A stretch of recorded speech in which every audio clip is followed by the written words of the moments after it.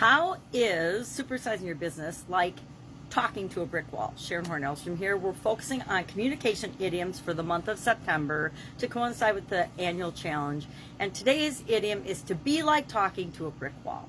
Now, if we think about a brick wall, and I didn't actually write down or remember the etymology or where this expression came from, but it of course is associated, or when it was first used. But if we're speaking to a person who doesn't listen to us, who's inflexible, who's impenetrable, who's not going to change their mind, it's like trying to move a brick wall. It takes a long time to build a brick wall.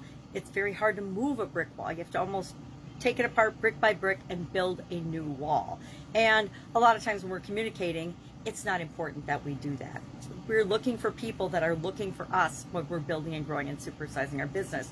So we're not trying to manipulate or convince anybody of anything that's against their wishes or beliefs. We're trying to offer people the products and services and the solutions that we have that are right for them. We're trying to find the people it's right for, not try to coerce or convince or persuade anybody to do business with us if it's not right for them.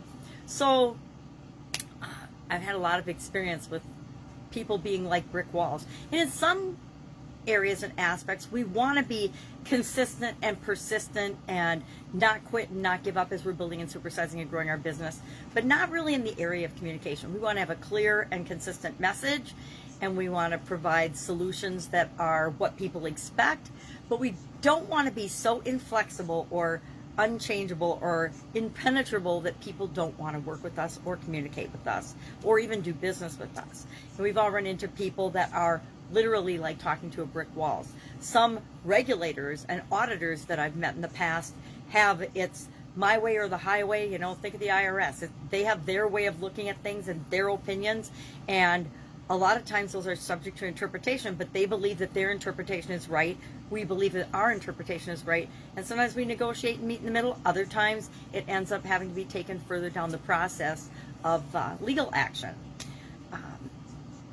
We've all met people that no matter what, we're not going to change their mind, right? And do we really want to spend our time and energy changing people's mind, or do we want to look for people that are already looking for us, looking for our solution, that we can really help quickly and easily? And they call it the low-hanging fruit. I don't think it's low-hanging fruit. I think it's a matter of matching our products and services with the people that actually need and require them, not trying to be something that we're not.